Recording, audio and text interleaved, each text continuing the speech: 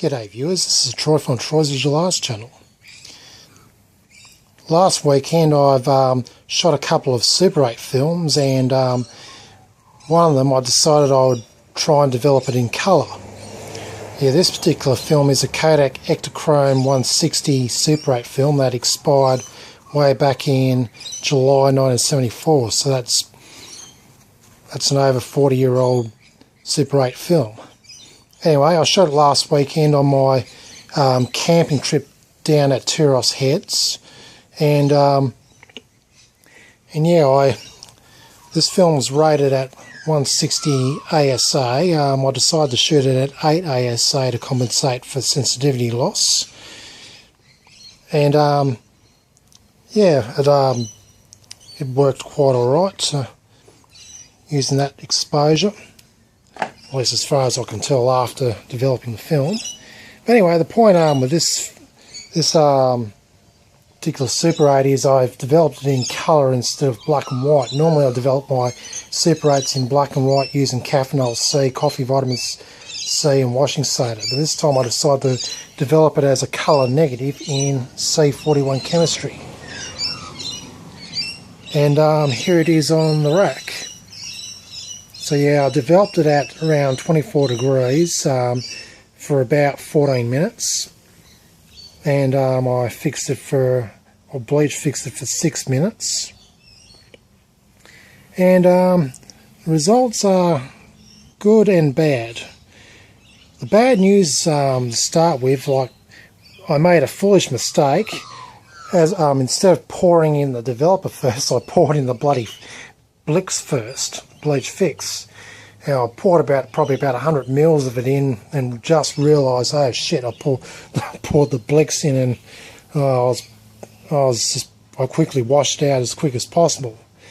Then I developed it properly, colour developer first, blix next. But anyway, the results are, yeah, in a number of ways fantastic, but in a few ways a bit disappointing.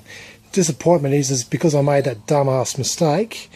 Some of the film is completely, almost completely washed away. So you got a lot of glitchy areas in the film, which is not cool. So yeah.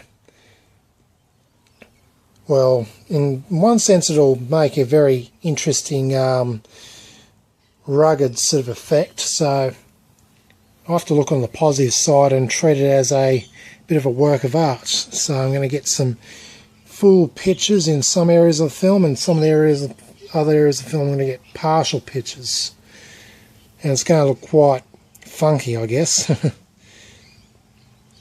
So yeah, it'll be quite interesting. Now, another thing too,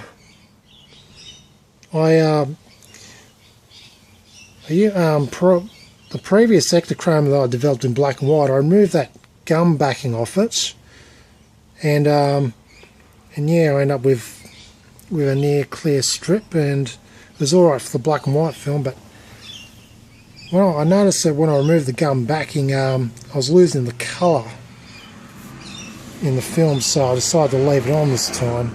So I think it's the colour, I'm guessing it's the colour coupler. So yeah, I'm going to leave it on and see how it works out. I'm pretty sure it's needed for, I'm pretty sure it is I'm guessing it's the colour coupler, and so yeah, it's got to stay on. I'm going to try and show some frames if possible, if my camera phone will allow me to focus. So as you can see, there is pictures on there. It's a bit difficult to try and, there we go. You can see a bunch of frames. Looks pretty much like a bluish negative, which is, you know, the general result of developing Ektachrome as a colour negative. You'll get a sort of blue tinted negative, and here we go. You can just see distinct colours in this particular area of the film. This is actually the test. Actually, I reserved the last 5 feet of the film as a test shot and just point it at one subject so I can do test develops.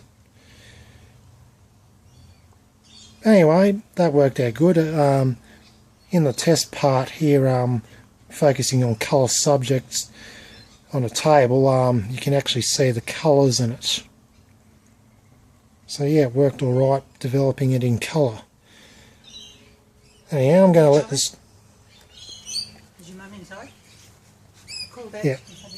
Anyway, I'm going to let this dry and yeah, this is only actually about half of the film, or 2/3 of the film, because my developing tank is only for the old 8mm double 8 films, which are about 7.5 metres in length, and this is 10 metres in length, and that's 15 metres, so I can only fit 10 metres of it on it in the tank at the time. So I've got the other portion of the Super 8 film still in its cartridge and sitting in my desk drawer, and I'm going to develop it tonight, and this time I'm not going to make that silly mistake of putting in the blix first before the developer.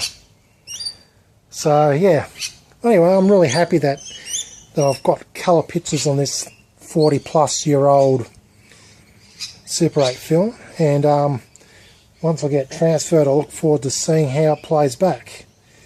Lastly, I noticed that some areas, what I'm guessing is the colour coupler layer, or gum backing or whatever it is, actually peeling off in areas, so it's going to look a bit shoddy in some areas.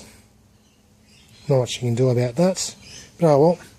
Anyway, going to let it dry, and yeah, and once I get the other part developed, I'm going to, and it's all dried, I'm going to roll it up and send it off to Nano Lab for transfer.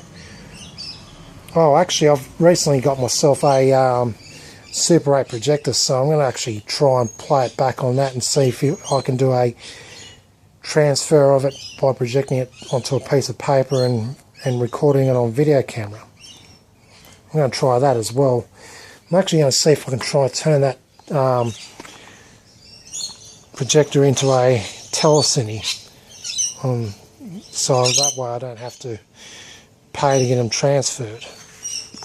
Anyway, that's another story. But anyway, hope you enjoyed this video. This is Troy from Troy's Visual Arts channel, signing out.